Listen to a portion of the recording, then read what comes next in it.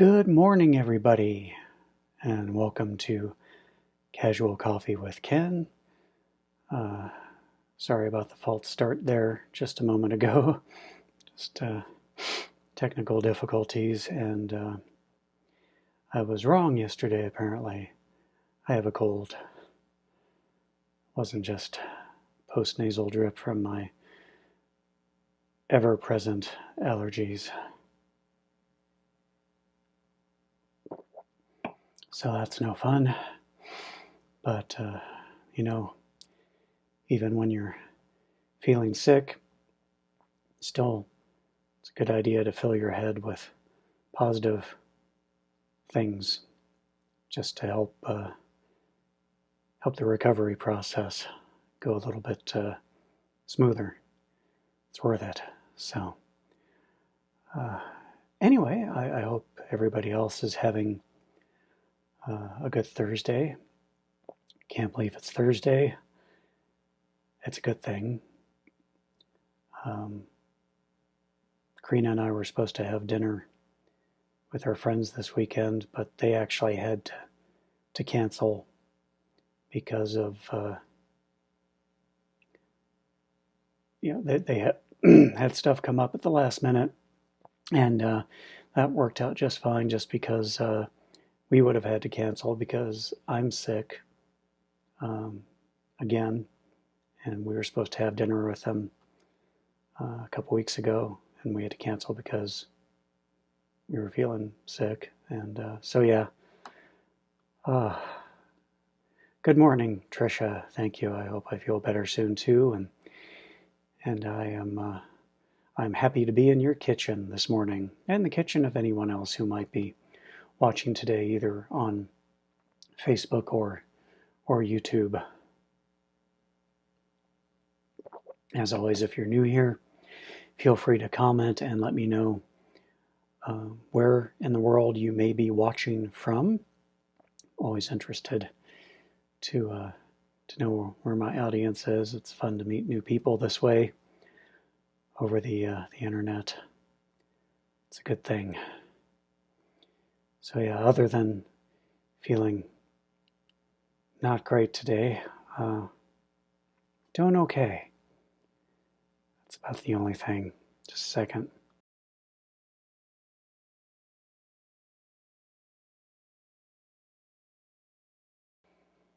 Went ahead and muted that so you didn't have to hear it. But yeah, I want to help. I hope everyone is having a good week so far. Found some interesting stories to share. So yeah, I'm excited. It's been a strange year so far. 2020 isn't. I don't know what I was expecting from 2020, honestly, but it hasn't been bad. It's been pretty good overall. Hope it's going well for all of you out there. If you're doing something different this year that you didn't do in 2019, and you want to chime in with what that might be for you, I'm always interested to hear. Not really necessarily New Year's resolutions, but just, maybe you decided to change things up for yourself in 2020. It's always fun to hear about any new life challenges, goals, that people have. It's inspiring to me. It's always fun to hear about how people are working to improve themselves and just to try new things. Trisha says she's doing pretty good. She's making something that's chocolate mint flavored today. That's one of my favorite flavors. When I had my birthday a couple weeks ago, went over to Mom and Dad's, and Mom made a homemade chocolate chimp. Chocolate chimp. No, nobody wants a chocolate chimp pie. Maybe you do. I don't.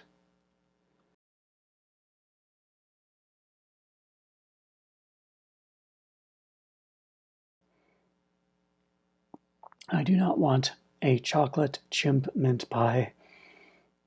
Chocolate mint, however, chocolate mint chip with the Oreo cookie crust. Oh yeah, it's one of my favorites. Love that.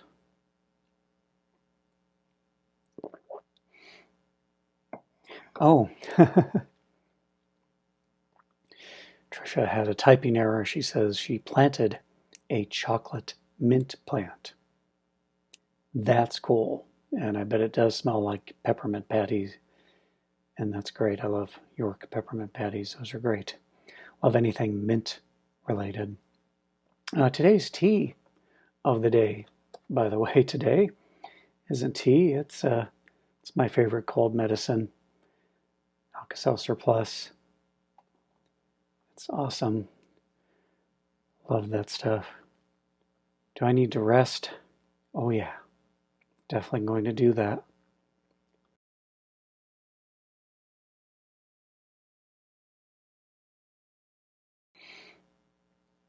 Going to do that as soon as I'm done with this. But, I'm just new at doing this, and I wanted to, I just want to make sure you guys are taken care of, because positivity can be hard to come by now. And, uh, and I really like these stories, and I really wanted to share them with everybody today. So rest assured, I'm going to bed right after this to look at the inside of my eyelids for a few hours.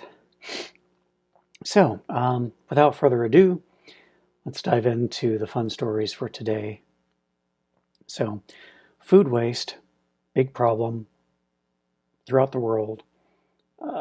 There is a particular app in Canada that's addressing the problem of food waste in a way that I have not previously seen.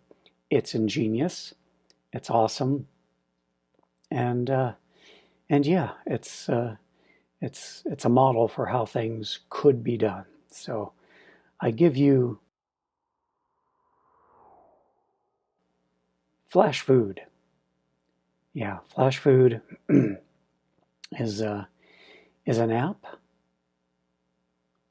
and it's primarily in Canada right now, and some Canadian grocers who are participating in this program are using the app. And what it does is it allows these participating stores to list foods in the app, to highlight them, that are up to 2 weeks from expiring. And they sell them at a discount because there's nothing wrong with the food. It's just approaching its best by date or its expiration date. And so the way it works is, according to the article over on treehugger.com, retailers can list anything that is up to 2 weeks away from expiring. And most of the time, the discounted prices are 50% off the normal retail price. Users can pay for the food using the app. So they pay for it, and then they can pick it up from a designated location at the store. So in the store, they have a special section set aside where they keep all of the items that are being sold, marketed and sold through the app. So, and they go to great pains to point out that these items are not so close to expiration that you have to worry about them actually being bad. The app has done very well so far, and it doesn't have much of a North American presence yet. It is available at some grocery locations in Wisconsin and Michigan, and there are plans for future expansion into the United States. But I think this is great. I think this is a fantastic idea. I love it because it's a good way to reach people where they are. Because whether it's an Android phone or an iOS phone, you do, so many of us do things every day through apps, more so than we do on the web. Uh, Definitely more than we do in person. So having an app like this, it's going to reach people where they live. Because come on, excuse me, we all live on our phones. So this is great. It's just genius marketing, in my opinion. Love it. So yes. Anyway, Flash Food is the name of the app. If you're in the United States, there are, I guess, participating grocery stores in Wisconsin and Michigan. So check it out. If you do and you end up loving it, or maybe not loving it for some reason, and you want to comment down below and let me know, I'd love to hear about it. So give me 1 second. I'll be right back.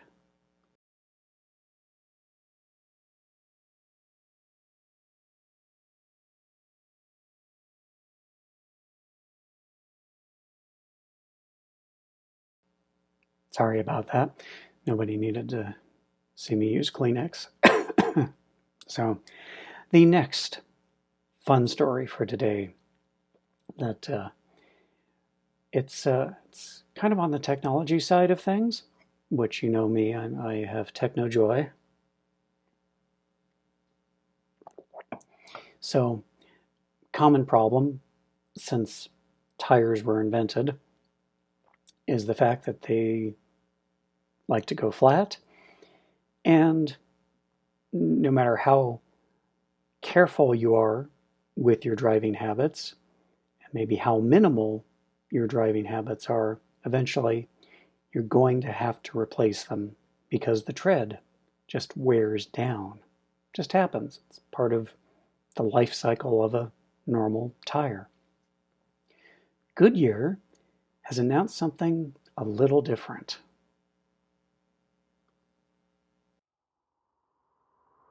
And it's quite remarkable. Their marketing, and granted, it's a prototype, right? So it's not at market yet, but they are marketing a concept tire that, quote unquote, prints its own treads. So I saw this story over on Engadget.com, and I wouldn't advise you to actually go ahead and aim for the road hazards. But basically, these tires are pretty well solid. And the way they explain it in the article is that it's like Play-Doh from when you were a kid, and when you would use the Play-Doh to make spaghetti, quote unquote. So these tires are filled with something that looks a lot like Play-Doh after it's extruded through the mechanism in the tire, I guess, that they're calling the tires recharge tires. And so this compound that includes things like dandelion rubber and synthetic spider silk, the mixture is fed through a series of pipes out to the surface of the wheel of the tire, where they dry, cure, and set into brand new, fully functional treads. So the treads on this tire are self-renewing. And obviously, it's environmentally friendly. But since the tire isn't pressurized, it never goes flat because there's no air in it, so it does not go flat ever. Instead of relying on air pressure, it says that they The replacement tread solution could be stored in replaceable canisters within the wheel hub or the wheel well. That's fun because flat tires are awful and it's expensive to replace your tires. And now, of course, if this is an an economic money saver for people, will I guess depend on the initial price of this particular tire when it comes to market. Because if it's about the same price as a current set of, average tires, but it's self-healing and self-repairing, it's obviously going to last a lot longer, and so the out-of-pocket costs over time are less. But if it's just prohibitively expensive out of the gate, then, what's the point? It does, I don't know, it's something fun to look forward to. Again, technology is wonderful, and I love the way that tech can improve our lives. And so I'm looking forward to seeing this hopefully be released in the next few years. So good on you, Goodyear, for doing the work into relieving what can be a really frustrating experience for a lot of people. So the third story today, we're going back to some medical stories because I love medical related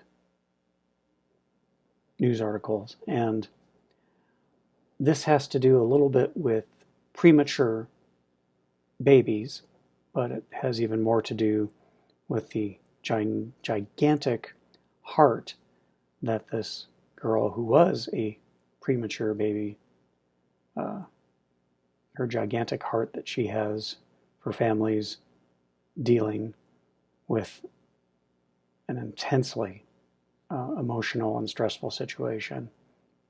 And it's awesome. I love that she did this. So the story takes place in Atlanta, Georgia. And the young lady in question is named Anushka Talwar.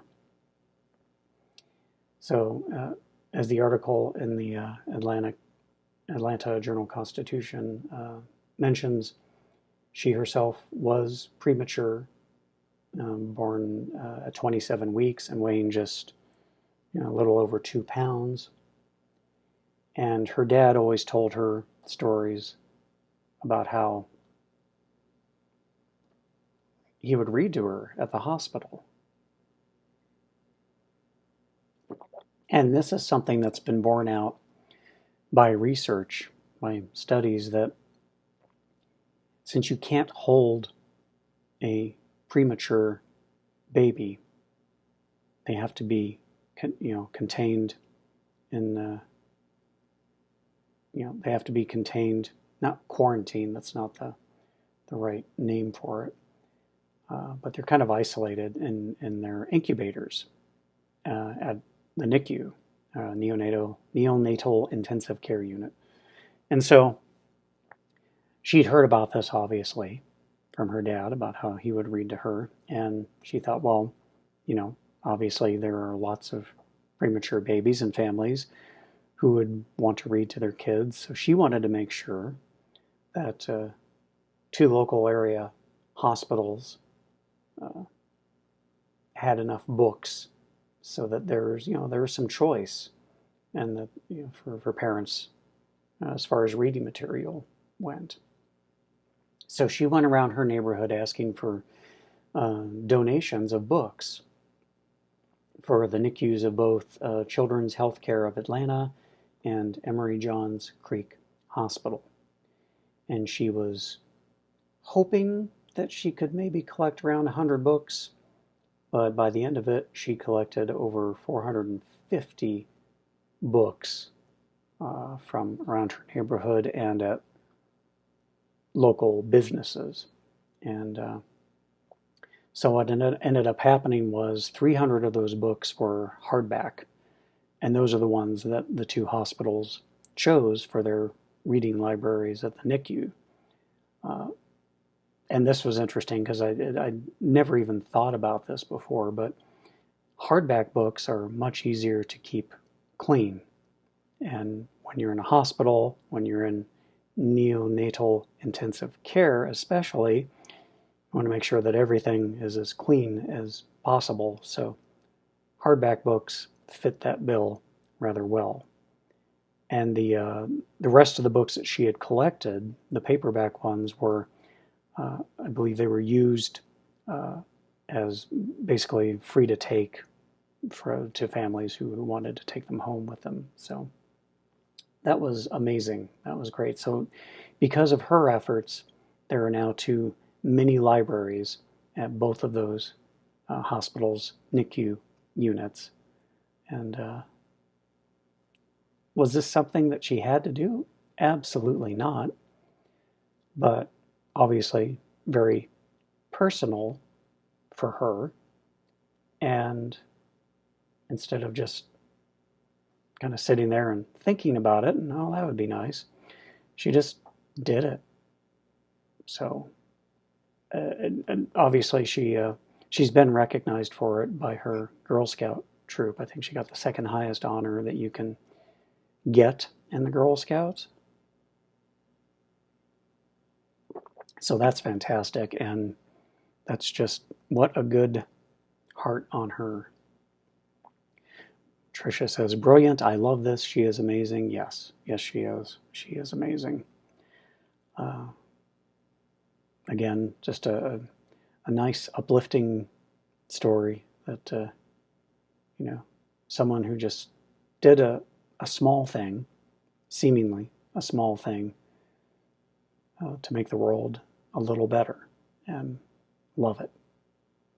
Especially when there's a stereotype that young people, teenagers, are overwhelmingly self-centered or selfish.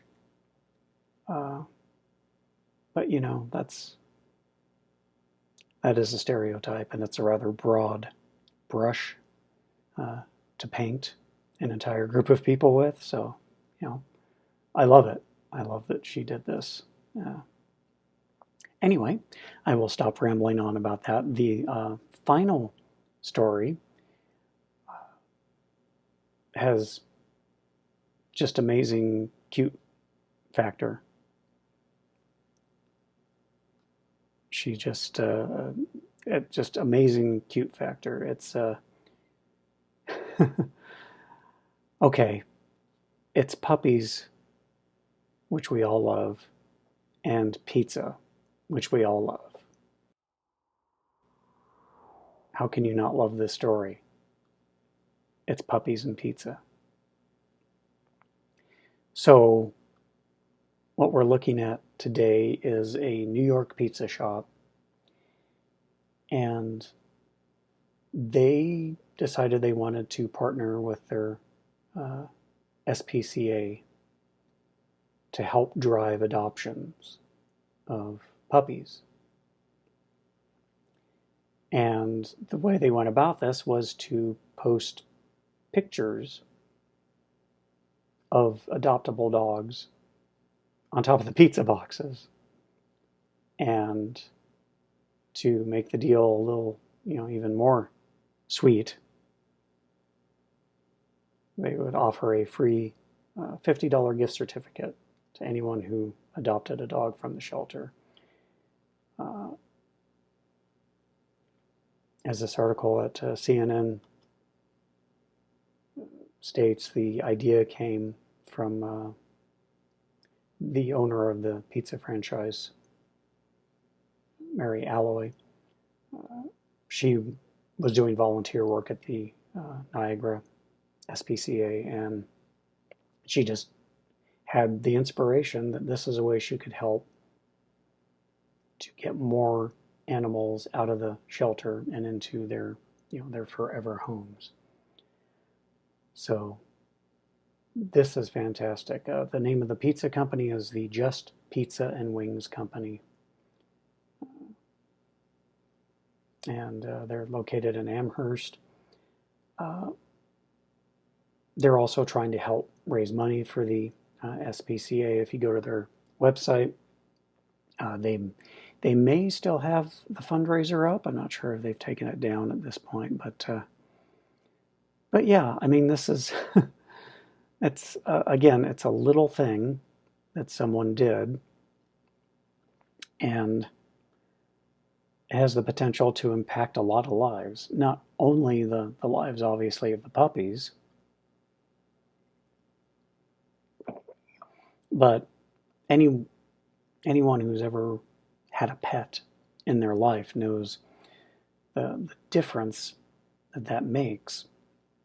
Just that wonderful, unconditional love, especially with dogs.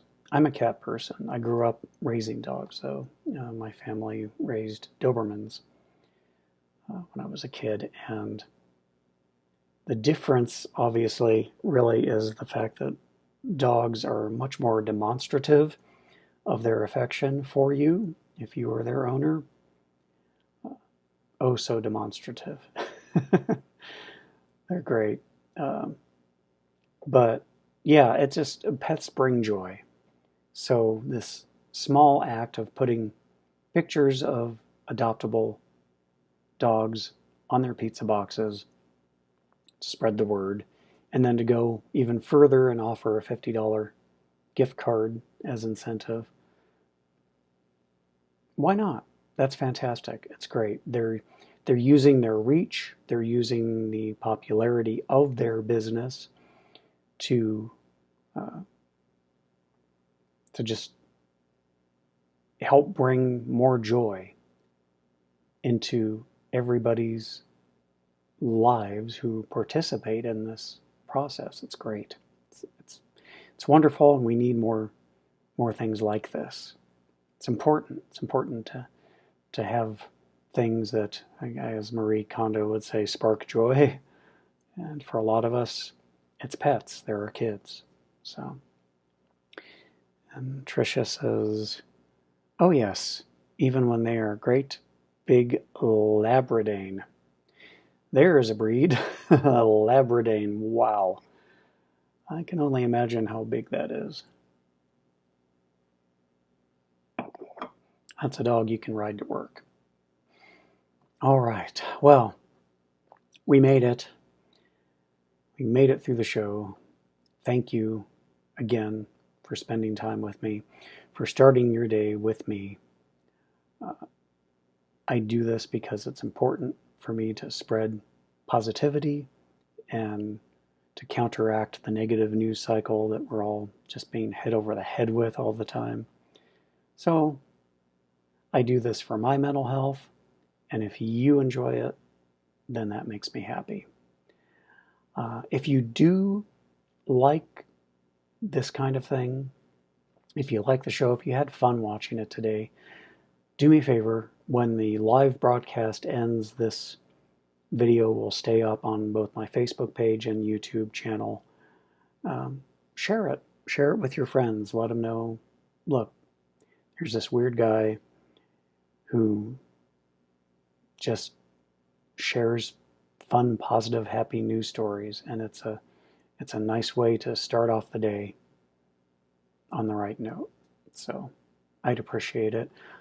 If you like what I'm doing, you want to help grow the show in any way, you can find me over on Patreon, and there's some fun little rewards there. But really, I do this because I love doing it, and it really is necessary to my mental health to do things like this. So thank you, Tricia. You have a lovely day as well.